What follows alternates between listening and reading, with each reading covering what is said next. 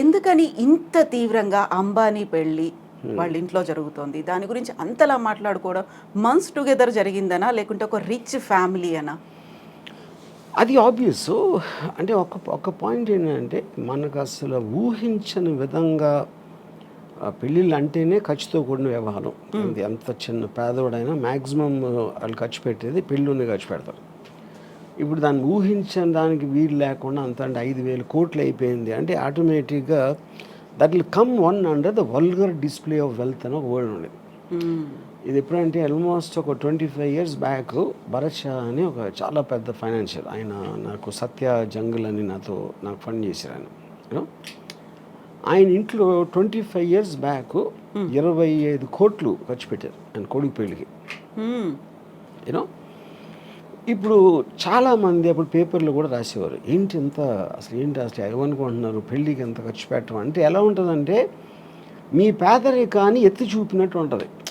మీకు మామూలుగా ఆయనకి ఎన్ని లక్షల కోట్లు బిజినెస్లు ఉన్నాయా లేకపోతే టర్న్ ఓవర్ ఉందా అనేది ఎవరికి అర్థం కాదు. రిలయన్స్ అంటున్నా, జియో, ఇది ఆయన ముఖేష్ అంబానీ గారు ఉన్న బిజినెస్ ఆస్పెక్ట్ ఏవైతే ఉన్నాయో దానికి సంబంధించిన టర్న్ ఓవరు, ఆ స్టాక్ మార్కెట్లో వాల్యూ ఏంటి, ఆయన రిచెస్ట్ మ్యానా అనేది ఎవరికి అర్థం కాదు. అది that's two high the figures.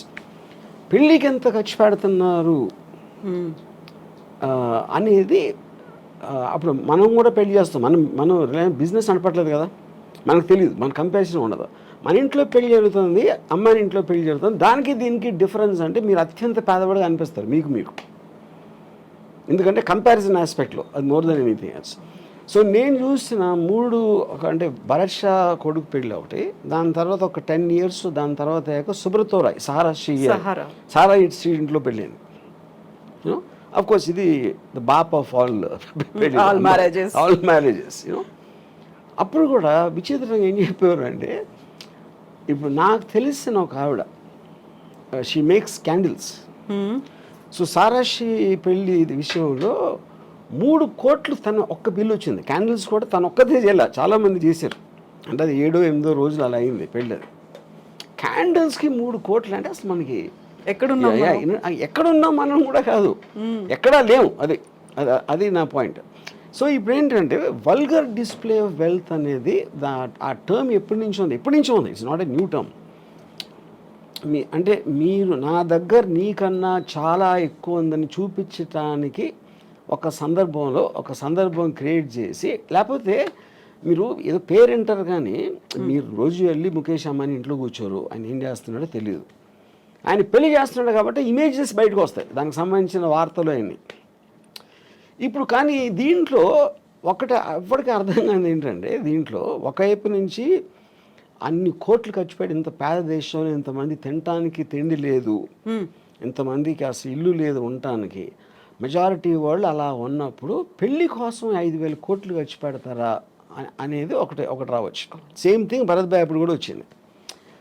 అప్పుడు భరత్ భాయ్ నాకు చాలా ఇంట్రెస్టింగ్ ఇది చెప్పారు. ఫస్ట్ టైం నాకు డబ్బు అనేది ఏంటని అప్పుడు అర్థమైంది. తను ఏమన్నారంటే, ఖర్చు పెట్టడం అంటే ఏంటి అసలు అర్థం? ఖర్చు పెట్టడం అంటే నా దగ్గర ఉన్న డబ్బు నా కొడుకు పెళ్లి సందర్భంగా ఆనందంతో నేను వేరే వాళ్ళకి ఇచ్చేస్తున్నా, అది దానం కిందకు వస్తుంది అన్నాడు. దుబారా ఖర్చు కాదు. ఎందుకంటే అదే 25 కోట్లు నేను ఒక ల్యాండ్ కొనుక్కుంటే ఎవరికి ప్రాబ్లం లేదు, ఆ ల్యాండ్ వాల్యూ 1000 కోట్లు అవ్వచ్చు 25 ఏళ్ళకి. కానీ అప్పుడున్న 25 కోట్లు నేను వేరే వాళ్ళకి ఇచ్చింది, ఎవరికి ఇస్తారు? ఖర్చు అంటే ఏంటి అసలు మీనింగు? వర్కర్స్కి ఏదో ఆభరణాలు చేశారు, ఏదో చేశారు, గెస్ట్లను పిలిచారు, తిండి పెట్టారు, ఇది చేశారు, ఇలాంటివి అన్నీ కలిపే కదా. అంటే ముఖేష్ అంబానీ జేబులో ఉన్న డబ్బు వేరే వాళ్ళకి వెళ్ళింది. అంటే అది యాక్చువల్గా మెచ్చుకోవాల్సిన విషయం ఇన్ వే. లేకపోతే ఆయన మళ్ళీ బిజినెస్లో పెట్టో ఏదో రియల్ ఎస్టేట్ ప్రాపర్టీ కొనో లేకపోతే ఏదో కొని ఇంకా ఎక్కువ అవుతుంది అంతే. అందుకని సర్క్యులేట్ అవుతుంది అది యాక్చువల్గా that is the whole point. So ఇప్పుడు డబ్బులు ఎప్పుడు పోవు, ఒక్క జేబు నుంచి ఇంకో జేబుకి మారుతాయి. ఒక చిన్న ఎగ్జాంపుల్, చాలామంది చిన్న ప్రొడ్యూసర్లు వచ్చి లేకపోతే ప్రొడ్యూసర్ ఎంత డబ్బులు పోగొట్టుకుంటారు అని అనుకుంటారు. ఎంత పోగొట్టుకుంటారంటే గాల్లో వెళ్ళిపోలేదు కదా, ఏం కాలిపోలేదు, వేరే జేబులోకి వెళ్ళి అతని దగ్గర ఉన్నాయి. అతను ఏదో ఒక విజన్తో వచ్చాడు, ఆ విజన్ కోసం పని చేయడానికి ఎంతో 100 మందికో 200 మందికో డబ్బులు ఇచ్చాడు అందరికీ. వాళ్ళందరూ పని చేశారు. ఆ విజన్ ఫెయిల్ అయింది ఒకడే. అది మిగతా వాళ్ళ దగ్గరికి వెళ్ళింది. That is what is called a distribution of wealth, redistribution of wealth వస్తుంది అది concept. So coming back to the marriage, ఇది ఇప్పుడు మీరు ఒక స్పెక్టికల్ క్రియేట్ చేశారు. పెళ్ళి అంటే ఇదిరా అసలు ఏషియాలో ఇప్పుడు maybe I don't know in the world, అంటే ఈ షేక్ లీడ్ ఏమైనా చేస్తుంటారు నాకు తెలీదు. But this must be the most expensive marriage apart from ఈ కింగ్స్ క్వీన్స్ అలాంటి దగ్గర ఉందేమో నాకు తెలియదు. మోడర్న్ హిస్టరీలో this must be the most expensive. కానీ మోస్ట్ ఎక్స్పెన్సివ్ అన్నది నేను ఇందాక ఎగ్జాంపుల్ ఇచ్చినట్టు 5,000 కోట్ల దానం ఇచ్చాడు. అది ఆయన చేసింది. యా. అయితే మీరు దీన్ని ఈ రకంగా దానం అన్నప్పటికీ కూడా అంత ఖర్చు పెట్టే బదులు స్కూల్స్ కట్టించవచ్చు, లేకుంటే రోడ్స్ ఇవ్వచ్చు, లేకుంటే విలేజ్ డెవలప్మెంట్ అదే నా point. Every one has their own way of doing that. You know వాళ్ళ దాంట్లో ఇప్పుడు దానం అనేది ఒకే రకంగా చేయాలని లేదు కదా. మనం అనుకునే స్కూల్ కట్టించారా, టెంపుల్ కట్టించారా, లేకపోతే ఎవరో వికలాంగులకి ఏదైనా ఇచ్చారా అనేది అవి కూడా అది అంటే. కానీ తన ఉద్దేశం నా పాయింట్ తన డబ్బు వేరే దగ్గరికి వెళ్ళింది అనేది పాయింట్. కానీ ఏ విధంగా వెళ్ళింది అనేది ఎవరు చెప్పగలుగుతారు? ఏ విధంగా వెళ్ళాలి అని మీరు నిర్ధారించలేరు కదా. తన డబ్బు కదా, తన ఇష్టం అది. యా.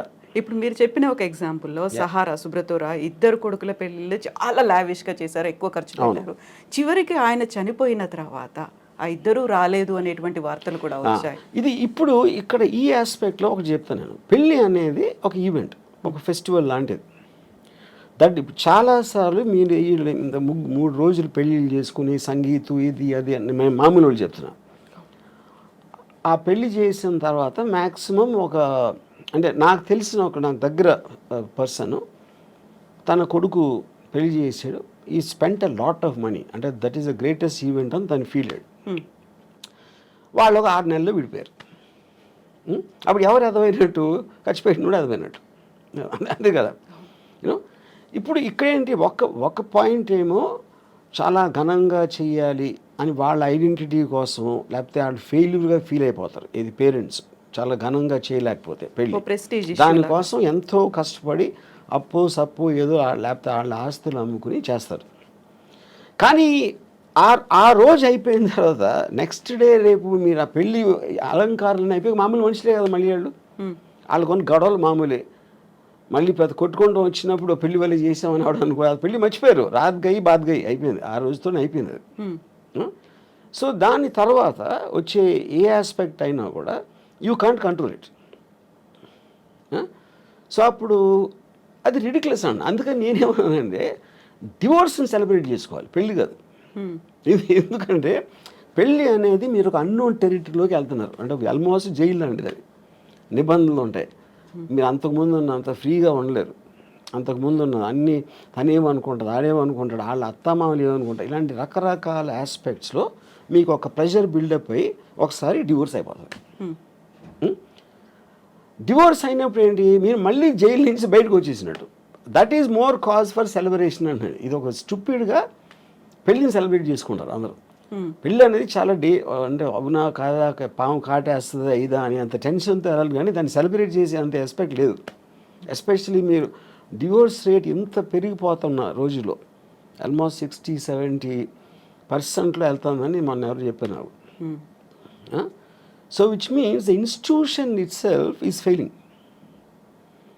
అలాంటి సందర్భంలో మీరు అదొక పెద్ద మీ జీవితంలో జరిగిన ఘనకార్యం లాగా ఫీల్ అయిపోయి పెళ్లి చేసుకుంటాం అనేది నా దృష్టిలో చాలా స్టూపిడ్. అది ఇలా ఎంత ఇదిగా